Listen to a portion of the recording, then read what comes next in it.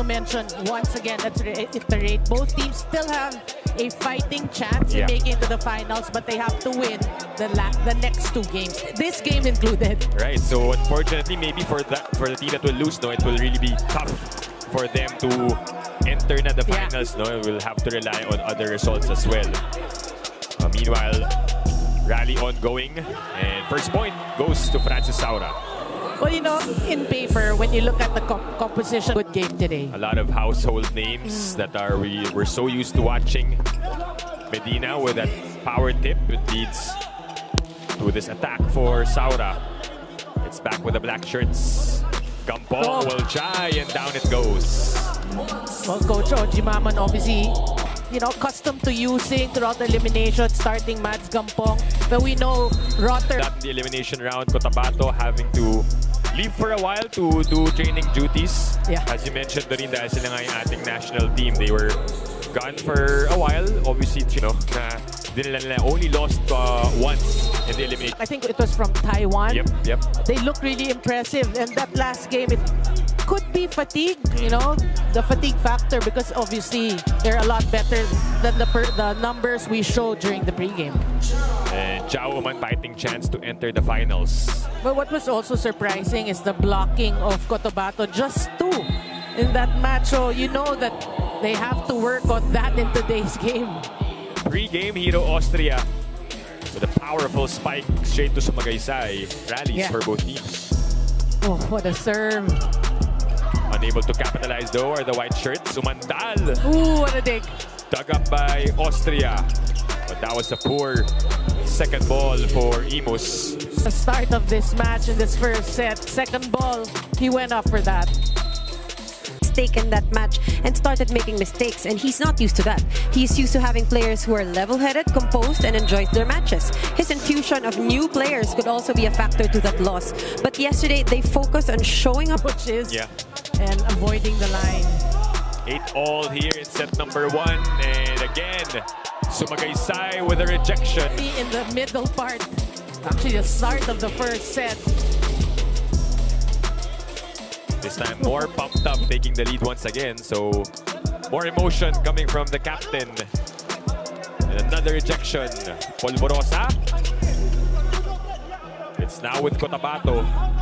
But free ball given up. Ish tosses it. Austria is denied.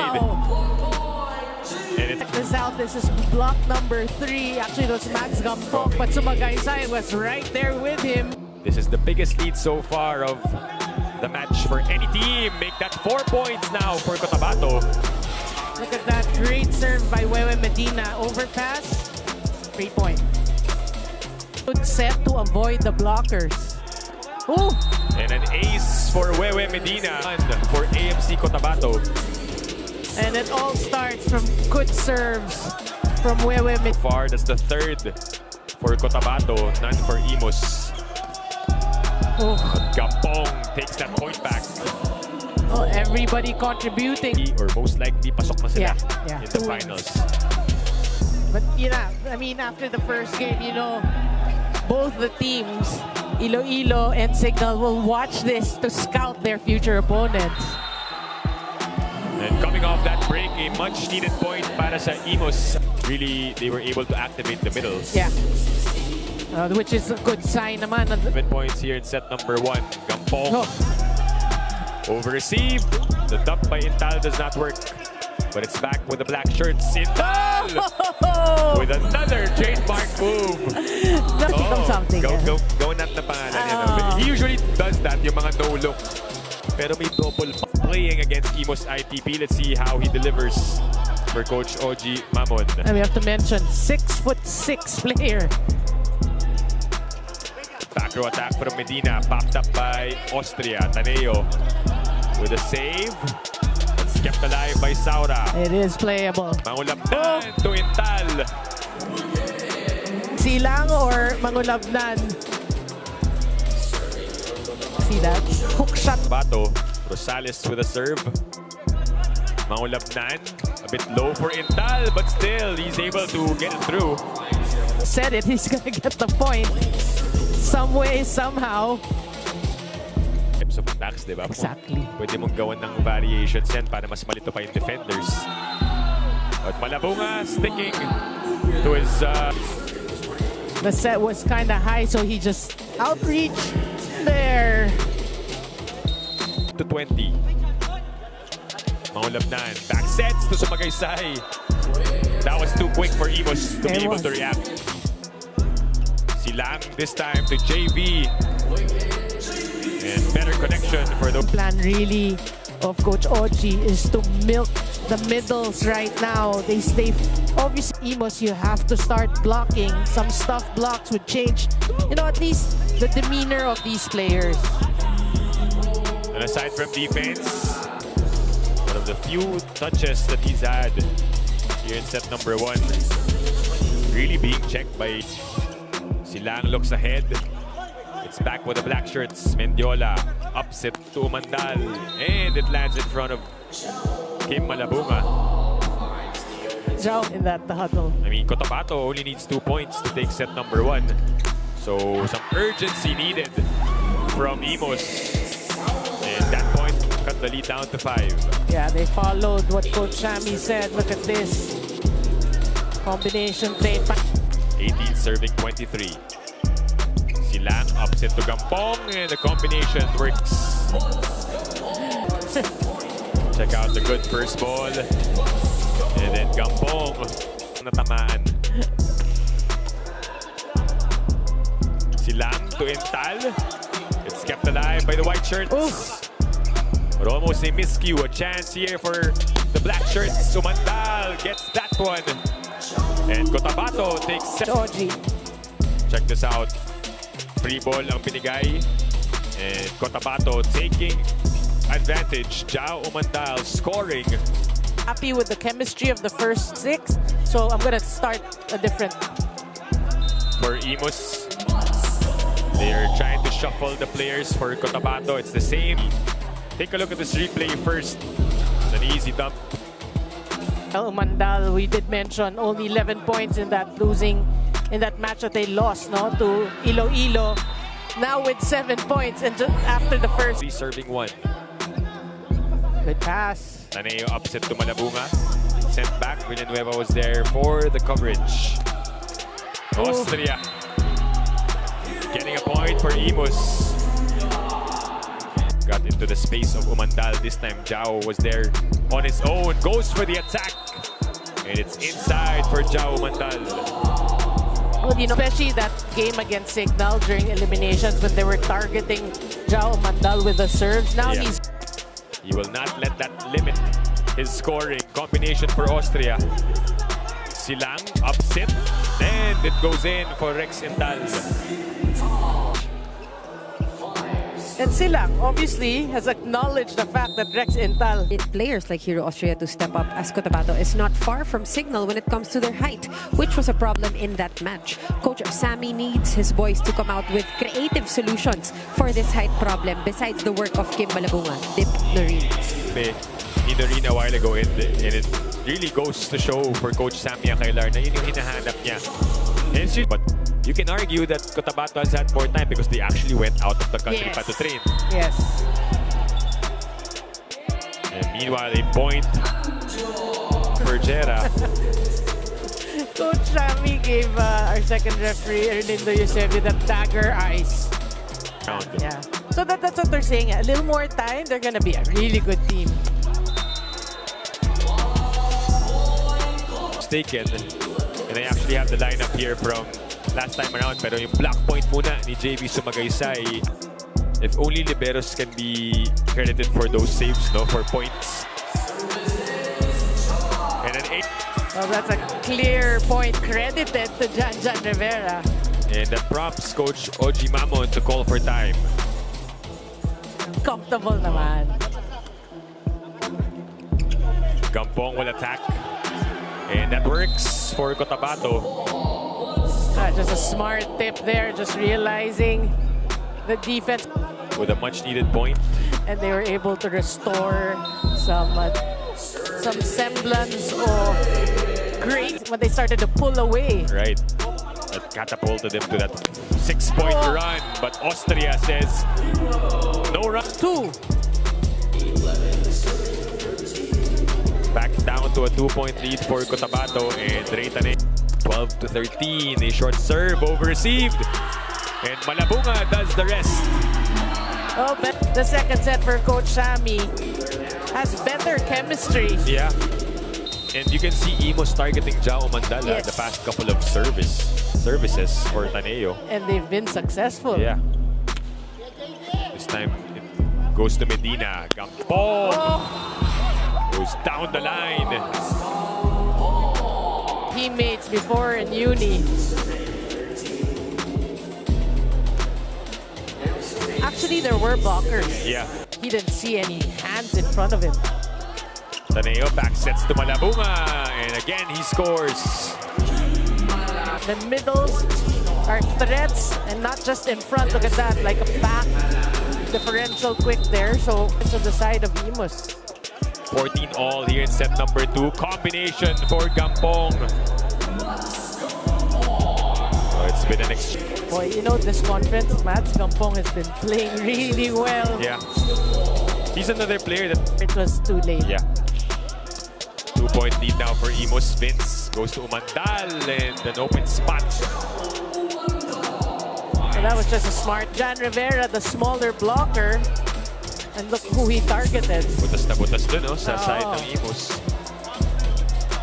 We're only in set number 2. Sure serve for Umandal. Nilipat kay Villanueva, popped up by Mendiola. And it's still good.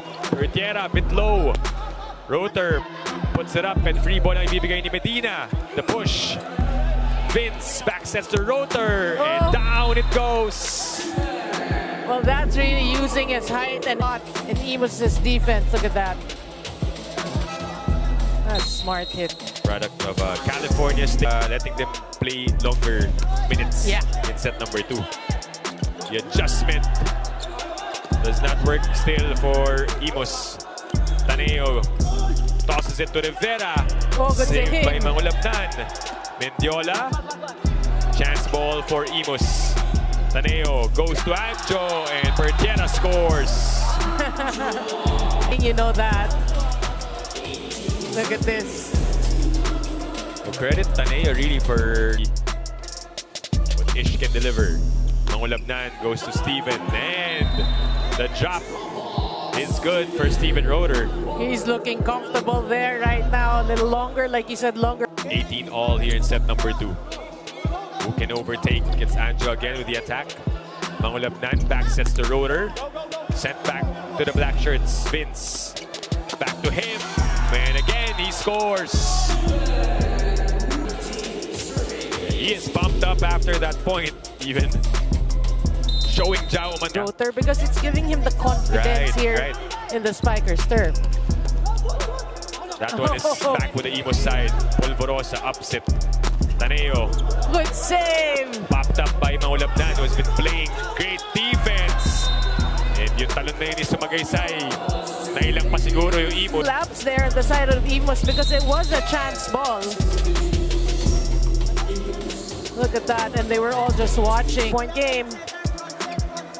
20-18. Rivera will try to stop the bleeding.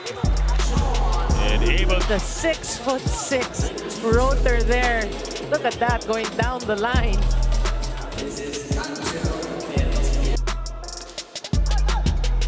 That one could have probably gone out, but nonetheless, play continues. Rivera will attack once again. Oh! Smart. You know, his approach, it looked like a full swing and then the last minute of speed. Here. Taneo back sets to Malabunga. Better of that matchup. What a great set by Taneo. Look at that. The blockers are like... That's the serve. Float serve. Silang back sets to Gampong and he is denied. Austria and Malabunga connection at the net. Say Matt Gampong has been playing well and look at that block by Austria. His hand time, he stayed in the... Well, the important thing really is the closing out of this set. No room for error for both teams. Medyo lumagpas yun na onte, but umandal with his... That set was an overset, obviously. But that's how good umandal is. Left hand. Yeah. Masyadong matulin yun, but again, I think thanking the Lord for the win earlier, no? Dahil nanalo nga sila. But it was Austria. The problem for Hero Austria. Imus with a serve. Silang goes to Umandal, and off the block he scores. Sobrang lakas na, no? It went out. Yeah, it's closing. They want to tie this match. They want to win the second set. Silang upset to Umandal. Blocked at the net. Danjo and Josh Villanueva. A great combo there. You mentioned Villanueva and Pertiera. Wow. Good first ball. Silang tosses it to Gampong. And again able to save a set point. By Matt Gampong. The set though by Sian Silang. Yeah. Right on point. Austria. 25 all. Over received. Regalo para kay Jao Umandal. Well, if Jack gives, but you have to give credit. What a serve by Matt Gampong. Lipat sa kabila. Is thinking about right now, and Cotabato, because they lost to Iloilo in straight sets, if they want to boost their chances and make it to the Gila sila eh, diba? Because it wasn't really their character where they played last. With 9 points, Austria with 7. It's the middle blocker leading the way for Imus. Whoa! Gampong. Solid attack. It's like hitting practice. Look at that. You know, we did say this. Castel. Taneo still setting. You're right. Combination play works. Saura. Francis Saura is for Imus. Imus in set number 3. Umandal denied. They go back to Jao. Silang fell on that play. And Taneo scores. That's why sometimes Coach Shami brings that. Look at that. Imagine if, longer time together for, in terms of training. The depth and the trust of Coach Sammy Akailar to field in players in a crucial first set. Pinakitaan tayo ni JV Sumagaysay here in set number 3. This is Jao Umandal denying that. Right? Hinabol yun ni Medina and it leads to a free ball. Nearly touched the lights there. Sent back to Rivera. He will send it over in a free ball. Silang goes to Umandal and there's a check.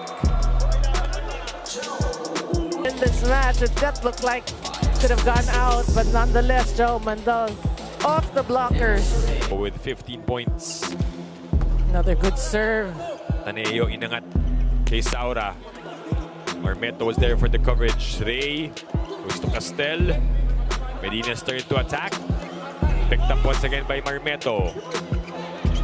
Cotabato with a chance here. Medina with the fake, setting up to Intal, who puts it in terms of size, but his little contributions could get them to perform better. Coach Sammy also told him not to hesitate in talking to his teammates and imposing some decisions which he thinks are needed. Medyo hiyain daw kasi ito si Hero sa teammates niya. A while ago, as of late. So, yeah, I mean, keep going to, like that. Keep going to him. Kim Malabunga. I like the way Taneo gave him a better set, right after that error.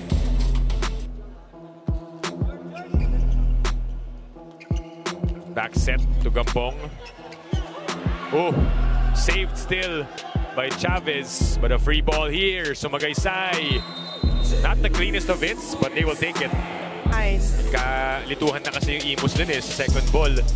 which led to this possession for Cotabato. Not the perfect set, but smart set because they know the defense of Imus was scrambling. Mohali will get that point. Off the bench. No, he doesn't. In the Spiker'S.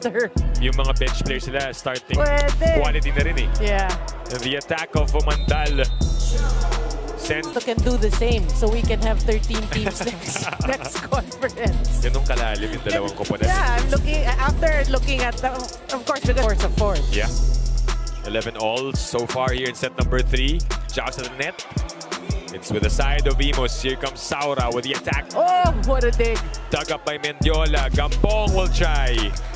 And Malabunga was there for the pickup. Same with Silang. Mads. Popped up by Saura.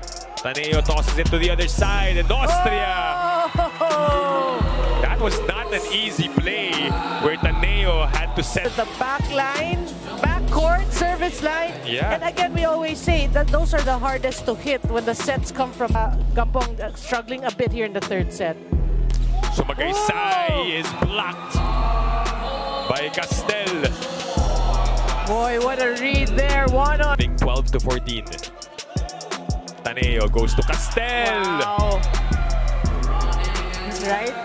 They can field into scoring act for Imus. It's back up to a 3-point. They go to Umandal.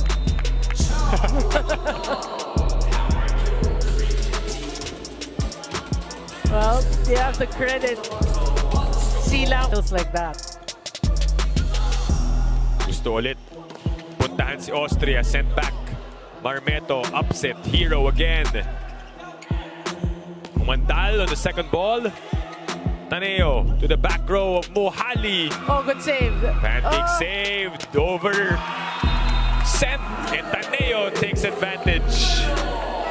Volleyball right now. Silang tosses it to Medina. And it's through for Wewe Medina. And we take a look at this last play. Medina dropping that one. But Cotabato really, Noreen, they've been struggling at the service. Let's see what they work with here in this play. Combination to Mohali just as he drew it up. We did hit. He responds to the call and to the challenge.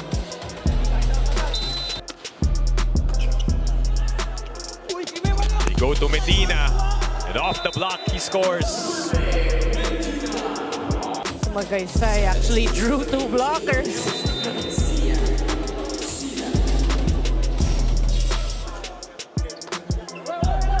Joust to the net, or Taneo was able to set it up to Malabunga for that dump. Save it, and they still get the point. Talking about Imus. Silang looks ahead, goes back, sent to Gampong. Kept alive by Imus. Chavez with a save. Isa pa for Cotabato. Medina. A spike. Mendiola had to chase. Yes, it's alive. Chance ball for Imus. Taneo goes to Malabunga with the hammer. For Imus, look at this. And he was so ready. He had that skip for if we're going for this. Number 3. And they're working hard for every point. Mula sa likod. Jao Umandal scores for Cotabato. The back row attack.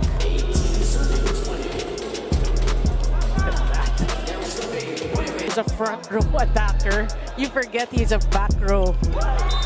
And the ace for Wewe Medina. I mean, this is an ace, but he doesn't need an ace. What you want is, if you're Cotabato and Wewe Medina, a top serve just to give. 20.